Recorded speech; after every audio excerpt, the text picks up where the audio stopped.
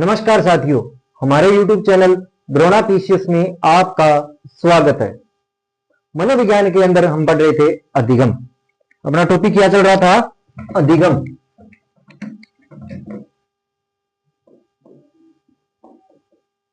अधिगम, ठीक है। हमने अधिगम के सिद्धांत पढ़ लिए, ठीक है।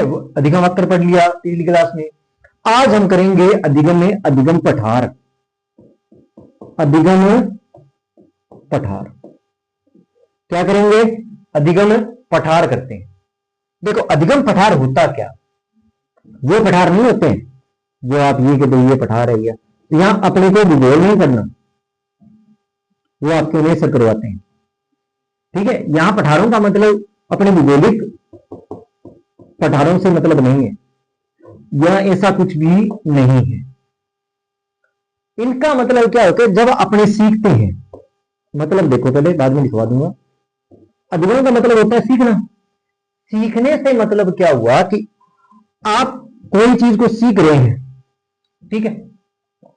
आप कोई चीज सीख रहे हैं, अधिगम न तो उसमें उतार आता है और नहीं चढ़ाव आता है। अब सर ये क्या होता है उतार और चढ़ाव? कि आपने न तो उसमें कोई कमी हुई और न ही कोई बढ़ोतरी हुई, ठीक है। ना तो उसमें कोई कमी होती है और ना ही कोई बढ़ोतरी होती है। वो एक जगह क्या हो जाता है? स्थिर हो जाता है। मान लो क्या हो जाए? अधिगम एक जगह स्थिर स्थिर स्थिर हो जाए। इस स्थिरता को क्या कहते हैं? अधिगम पठार कहते हैं। कि सीखने के अंतर्गत आपके जो अधिगम वक्र बनता है, अधिगम जो वक्र बनता है उसमें क्या है? स्थिति क्या रहे? समान रहे, न उतार आए न चढ़ाव आए। कहने का मतलब आप किसी प्रकार की उसमें कोई भी रुचि नहीं ले रहे हो। क्या नहीं ले रहे हो? किसी प्रकार की कोई भी रुचि नहीं ले रहे हो, ठीक है। तो आप जैसे हो वैसे ही रह जाना, आप जैसे हो वैसे ही रह जाना। उस स्थिति को क्या कहते हैं? अधिगम पठार कहते हैं। क्या कहेंगे बताओ? अधिगम पठार कहते हैं। तो अब इनके बारे में अपनी चर्चा यहां पे करते हैं कि क्या है अधिगम वक्र। ये क्या था? लंबे समय तक, अगर आप एक साल हो गया आपने ना कुछ उतार और ना चढ़ाव, तो उस जो स्थिति बनी हुई है एक साल से, वो स्थिति जो बनी हुई है उस स्थिति को क्या कहते हैं? अधिगम पठार कहते हैं।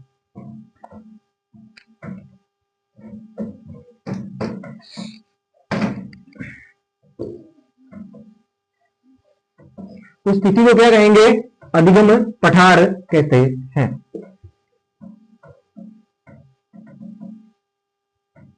देखो, अधिगम पठार कि जब अधिगम की दर लंबे समय तक स्थिरता की स्थिति हो, कि जब अधिगम की दर में क्या लिखेंगे अपने? जब अधिगम की दर में, अधिगम की दर में, कि जब अधिगम की दर में लंबे समय तक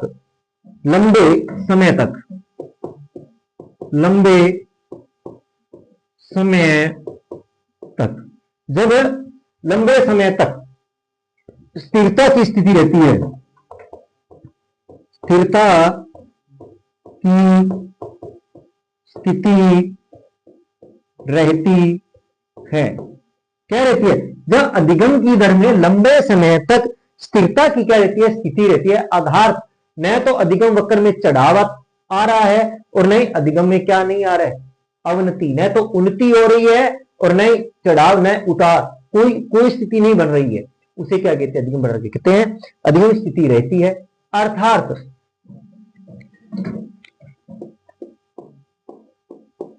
न तो अधिगम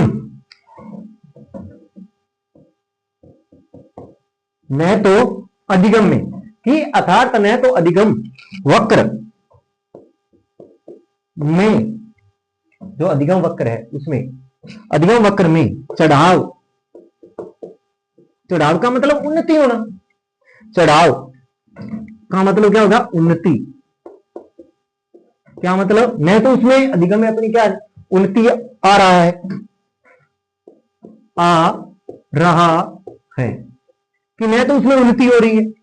और न ही अधिगम वक्र में, न ही अधिगम वक्र में, अधिगम वक्र में और न ही अधिगम वक्र में उतार, वक्र में क्या है उतार, वक्र में उतार, अवनति,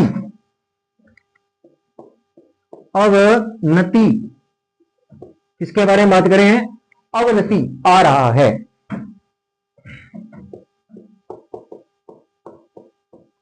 आ रहा है। ठीक है, इस स्थिरता की, ये जो स्थिरता है, इस स्थिरता की अधिगम पठार कहते हैं। इस स्थिरता को, इस स्थिरता को अधिगम पठार कहते हैं। इस स्थिरता को अधिगम पठार कहते हैं। इस स्थिति को क्या कहते हैं, अधिगम पठार कहते हैं। कि जब अधिगम की दर में लंबे समय तक स्थिरता की स्थिति रहती है, अर्थात न तो अधिगम वक्र में चढ़ाव आता है न ही उतार आता है, ऐसी स्थिति को क्या कहते हैं, अधिगम पठार कहते हैं। बात समझ में आ गई। अब चर्चा कर लेते हैं आगे, क्या कर लेते हैं, आगे चर्चा कर लेते हैं। ये क्या था, न कहने का मतलब एक जगह रुक जाना, पठार बन जाना, न इधर उड़ना ना इधर, एक जगह स्थिर हो जाना, उस स्थिरता को क्या कहते हैं, अधिगम कहते हैं। बात समझ में आ गई। अब देखते हैं आगे।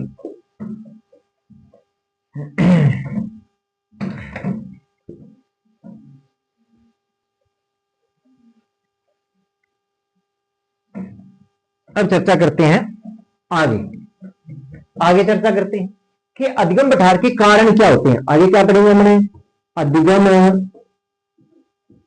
पठार के कारण, कि क्या कारण होते हैं इसके, अधिगम पठार के कारण क्या होते हैं, क्या कारण है इसे।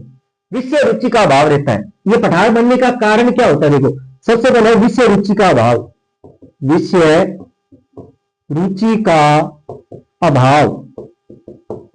विषय रुचि में अभाव का मतलब, आप जो भी सब्जेक्ट लेते हैं उसमें अपनी रुचि नहीं है, अपने माता पिता या किसी के कहने पर अपने कोई ले लिया, कोई विषय ले लिया, पर उसमें अपनी रुचि नहीं होने पर क्या बन जाएगा, अधिगम पठार। एक तो ये एक थकान और मानसिक अस्वस्थ, एक तो क्या है थकान, किसकी बात करेंगे, चाहे थकान है वह मानसिक, मानसिक, चाहे तो थकान है चाहे मानसिक अस्वस्थ,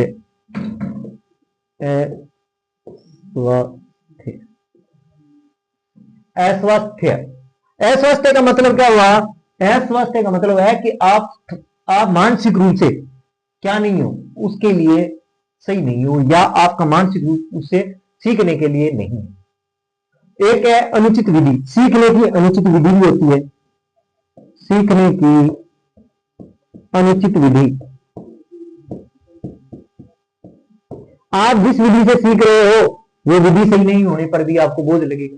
व्यवधान या प्रेरणा का अभाव, व्यवधान या प्रेरणा में प्रेरणा का अभाव भी हो सकता है। ठीक है, ये भी आपका हो सकता है। उत्साहहीनता व नकारात्मक कारक, उत्साहहीनता,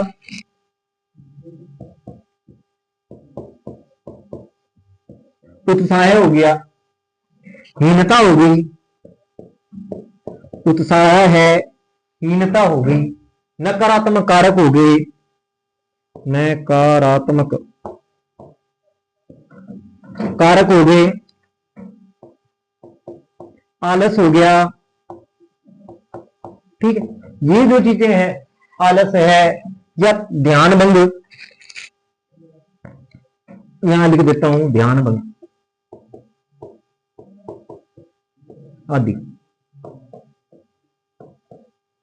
ठीक है, देखो विषय रुचि का अभाव है, थकान और मानसिक स्वास्थ्य है, सीखने की अनुचित विधि है, व्यवधान और प्रेरणा का अभाव है, उत्साहहीनता, नकारात्मक कारक, आलस्य है, ध्यान भंग आदि। ये क्या है? ये चीजें हैं विषय रुचि। विषय रुचि थकान, सीखने की अनुचित विधि, व्यवधान है, उत्साह है, हिंसा, नकारात्मक कारक, आलस्य है और ध्यान भंग की स्थिति, ये अधिगम पठार बनने के कारण है। कौन से? विषय रुचि का अभाव है, थकान या मानसिक अस्वास्थ्य हो गया, सीखने में अनुचित विधि का प्रयोग, व्यवधान या प्रेरणा का मोटिवेशन, उत्साह है, हिंसा है, नकारात्मक कारक, आलस्य, ध्यान भंग आदि ऐसे कारक हैं जो कि क्या है, अधिगम पठार बनने में महत्वपूर्ण भूमिका निभाते हैं। यह आपसे प्रश्न पूछा जा सकता है भी, अधिगम पठार बनने के कारण क्या है, किस क्या कारण ऐसे हैं कि यह बनता है। ठीक है, अब बात कर लेते हैं इसके बारे में। यह था अधिगम पठार। अब क्या है, कुछ अधिगम के अन्य सिद्धांत कौन कौन से हैं। यह तो क्या हो गया आपका अधिगम पठार, इस कारण से यह छोटा सा एक टॉपिक था। अब अपनी बात किसकी करेंगे, अधिगम के अन्य सिद्धांत कौन कौन से हैं, उसके ऊपर चर्चा कर लेते हैं।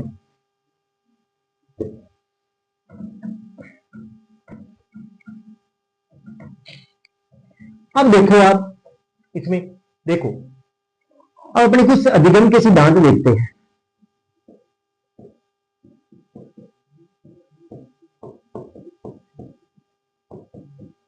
सिद्धांत, अधिगम के सिद्धांतों के बारे में। समरूप तथ्यों का सिद्धांत सबसे पहले कौन सा है, समरूप तथ्यों का अभाव। सिद्धांत का क्या नाम है, समरूप तथ्यों का सिद्धांत। तथ्यों का अभाव नहीं, सिद्धांत क्या है, समरूप तथ्यों का सिद्धांत। किसका है, थॉर्नडाइक का।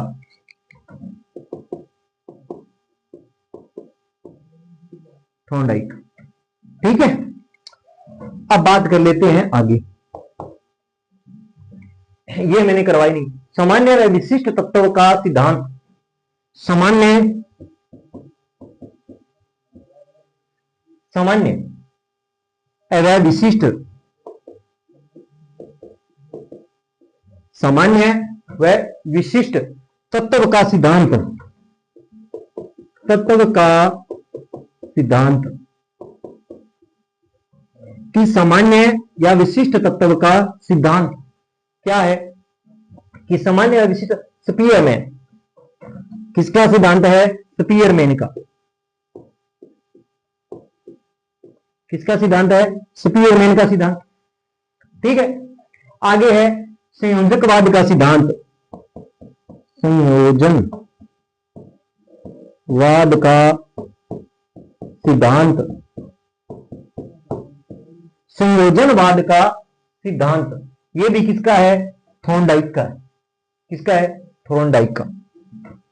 संयोजनवाद का सिद्धांत थॉर्नडाइक का है। किसका है, थॉर्नडाइक का। किसका है, थॉर्नडाइक का है। बात समझ गए। स्थानांतरण का सिद्धांत, 4 नंबर क्या है, स्थानांतरण का सिद्धांत।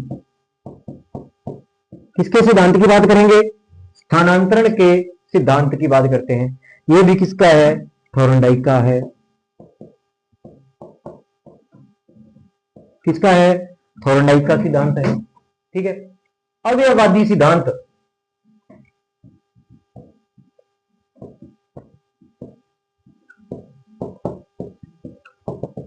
वादी सिद्धांत, कोहलर, वर्दीमर, कोफा।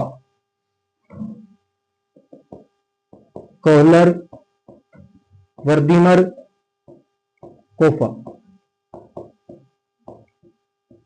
ठीक है। ये इसका सिद्धांत हो गया। आदर्शों और मूल्यों का सिद्धांत, ये कई बार पूछा गया है। आदर्शों व मूल्यों का सिद्धांत।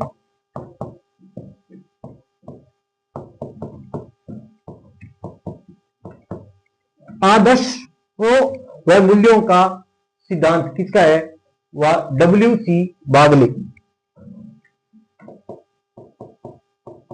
W.C. बागले, ठीक है।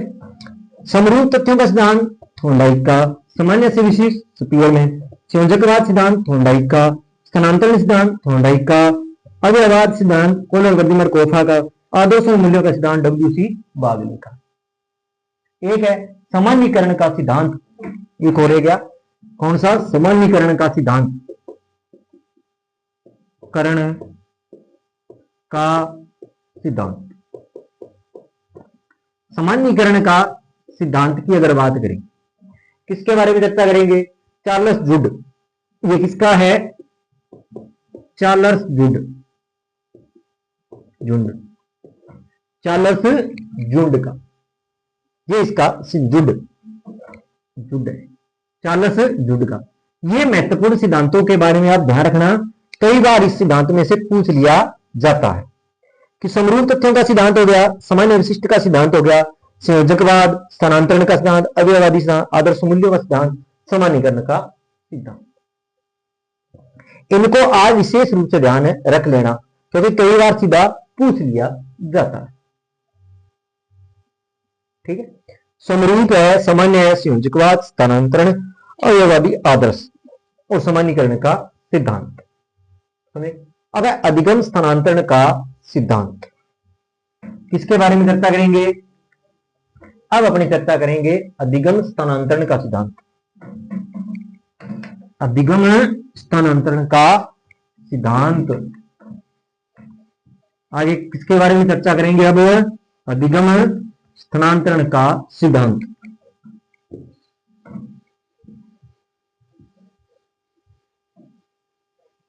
अधिगम स्थानांतरण का सिद्धांत, अधिगम स्थानांतरण का सिद्धांत, का सिद्धांत ये क्या कहता है, देखो अधिगम स्थानांतरण जो है, अधिगम स्थानांतरण के लो, सिद्धांत तो मत कहो इसको, अधिगम स्थानांतरण बोल देते हैं। ये क्या होता है, स्थानांतरण होना, अधिगम स्थानांतरण होना। देखो इसकी पहले परिभाषाएं देख लेते हैं कुछ। क्रो एंड क्रोक ने क्या कहा, क्रो एंड क्रो ने इसके बारे में क्या कहा कि सीखने के एक क्षेत्र से दूसरे क्षेत्र में स्थानांतरित होने वाले ज्ञान को, किसी एक क्षेत्र से दूसरे क्षेत्र के सीखने के एक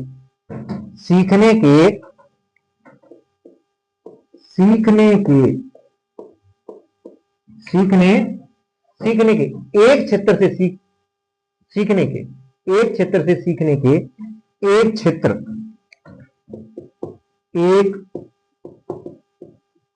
से सीखने एक क्षेत्र से सीखने किसी एक क्षेत्र और उसके दूसरे क्षेत्र में सीखने व दूसरे क्षेत्र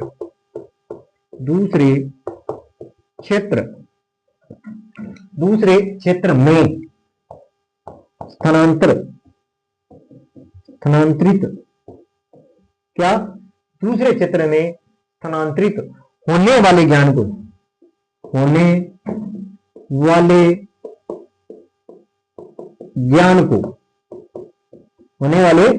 ज्ञान को अधिगम स्थानांतरण कहते हैं।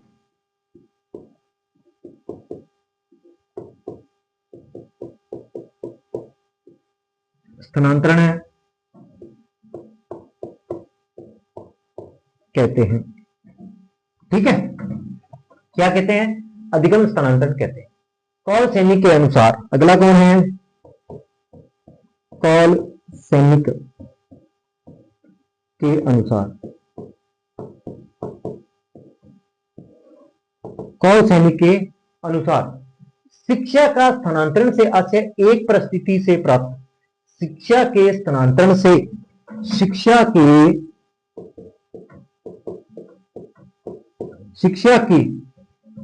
स्थानांतरण से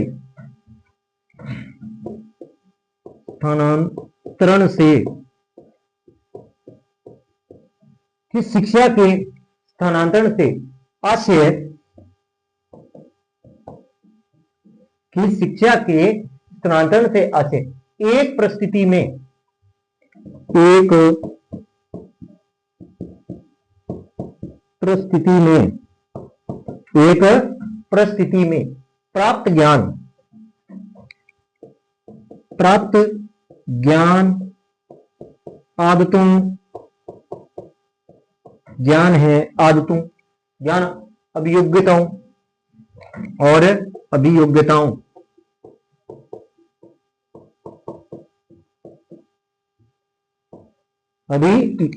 अभियोग्यताओं की दूसरी परिस्थिति, दूसरी परिस्थिति, दूसरी परिस्थिति में प्रयोग, में प्रयोग, क्या प्रयोग,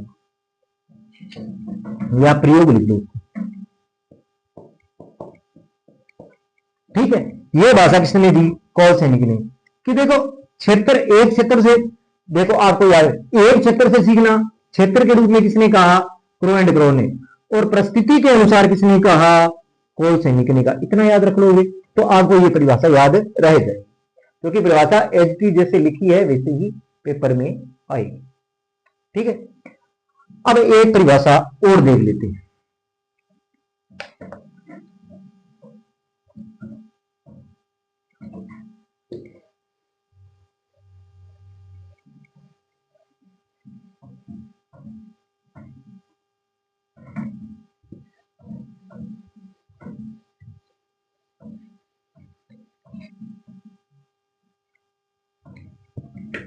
अगले देखते हैं, अगला जो है वह सोरसेन के अनुसार, सोरसेन के अनुसार, सेन के अनुसार स्थानांतरण एक परिस्थिति में अर्जित ज्ञान, स्थानांतरण की, स्थानांतरण एक परिस्थिति में, स्थानांतरण, स्थानांतरण, स्थानांतरण एक परिस्थिति में, एक परिस्थिति में, एक परिस्थिति में कि स्थानांतरण एक परिस्थिति में अर्जित ज्ञान, अर्जित, अर्जित ज्ञान, किसकी बात कर रहे हैं? अर्जित ज्ञान, प्रशिक्षण, प्रशिक्षण ज्ञान, प्रशिक्षण व आदतों, और आदतों, और आदतों की प्रशिक्षण और आदतों का दूसरी पर, आदतों का दूसरी परिस्थिति, दूसरी परिस्थिति, दूसरी परिस्थिति में स्थानांतरण, स्थानांतरण, दूसरी परिस्थिति में स्थानांतरण किए जाने का उल्लेख क्या है? ने का क्या है? उल्लेख माना जाता है कि स्थानांतरण एक परिस्थिति अर्जित ज्ञान आदत दूसरी परिस्थिति में स्थानांतरण किए जाने का उल्लेख है, वही क्या है? अधिगम स्थानांतरण है।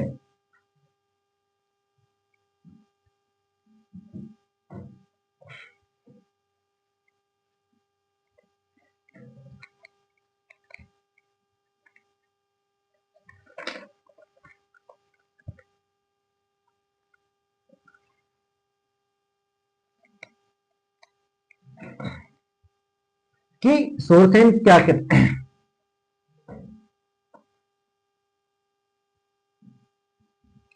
कि सोरसेन क्या कहते हैं कि स्थानांतरण एक परिस्थिति में अर्जित ज्ञान दूसरी आदत है, चाहे उसकी दूसरी परिस्थिति में क्या करना? स्थानांतरण करना ही क्या कहलाता है? अधिगम स्थानांतरण कहलाता है। अब देखते हैं आगे।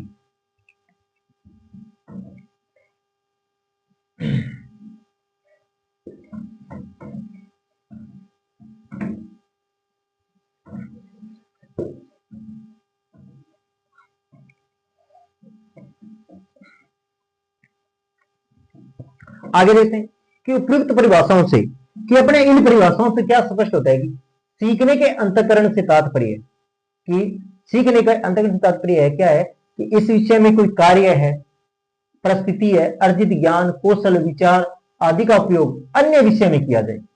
कि उपयुक्त परिभाषाओं से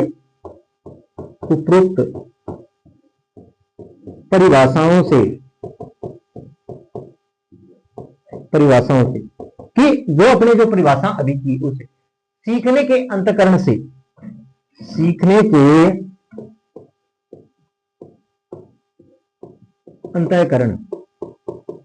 अंतःकरण से कि सीखने का जो अंतःकरण है से तात्पर्य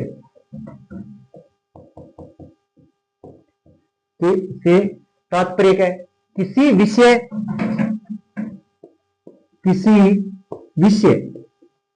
कोई भी विषय है, किसी विषय कार्य, किसी विषय अथवा कार्य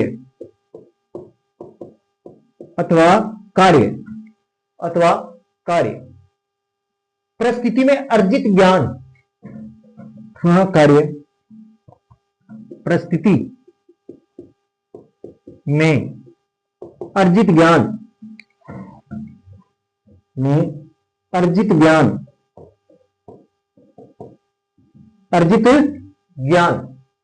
अर्जित ज्ञान हो गया, कौशल हो गया, अर्जित ज्ञान है, कौशल है, आदत है,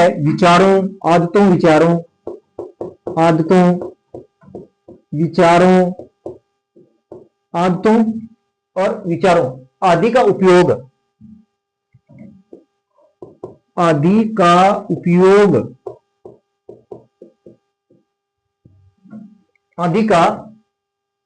उपयोग अन्य किसी विषय में, अन्य किसी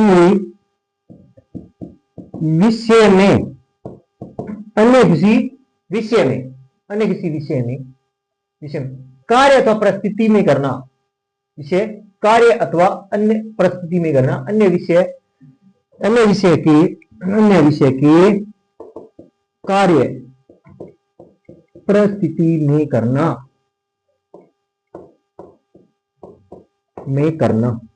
अन्य परिस्थिति के कार्य में कि आपने एक परिस्थिति में जो कार्य किया उसको किसी दूसरी परिस्थिति में कार्य करना ही क्या कहलाता है? अधिगम स्थानांतरण है। कि आपको एक परिस्थिति में कार्य किया, वो दूसरी स्थिति में आप कार्य कर रहे हो, वो जो स्थिति है वो क्या? अधिगम स्थानांतरण कहलाती है। बात समझ में आ गई? अब देखते हैं इसके स्थानांतरण के प्रकार, अधिगम स्थानांतरण के प्रकार,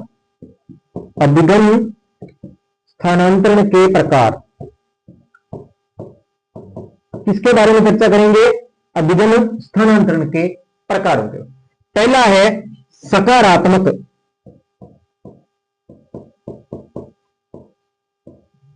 सकारात्मक या धनात्मक स्थानांतरण।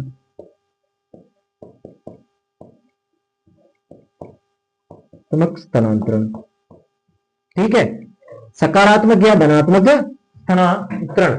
दूसरा है ऋणात्मक या नकारात्मक स्थानांतरण। ठीक, 3 नंबर देखो कौन सा होगा, बताओ? शून्य हो जाएगा, क्योंकि शून्य स्थानांतरण इसमें मैं तो कुछ भी नहीं होगा। शून्य स्थानांतरण, कौन सा स्थानांतरण है? शून्य स्थानांतरण। तो देखो अधिगम स्थानांतरण में क्या होता है? एक विषय में आपने कोई परिस्थिति वो किसी दूसरे में उपयोग करना, वो क्या होगा? अधिगम स्थानांतरण। अधिगम स्थानांतरण कितने प्रकारों में बांटा? मुख्य 3। कौन सा? सकारात्मक या धनात्मक, ऋणात्मक या नकारात्मक, और एक शून्य स्थानांतरण के रूप में बांटा गया है। तो ये क्या था? ये था अधिगम स्थानांतरण। तो देखो आज हमने अधिगम पठार, कुछ अधिगम के महत्वपूर्ण सिद्धांत और अधिगम स्थानांतरण के बारे में चर्चा यहां पे की। तो आज के लिए इतना ही। अगर आपको मेरी क्लास अच्छी लगी हो, लाइक करें, कमेंट करें, चैनल को सब्सक्राइब करें। धन्यवाद।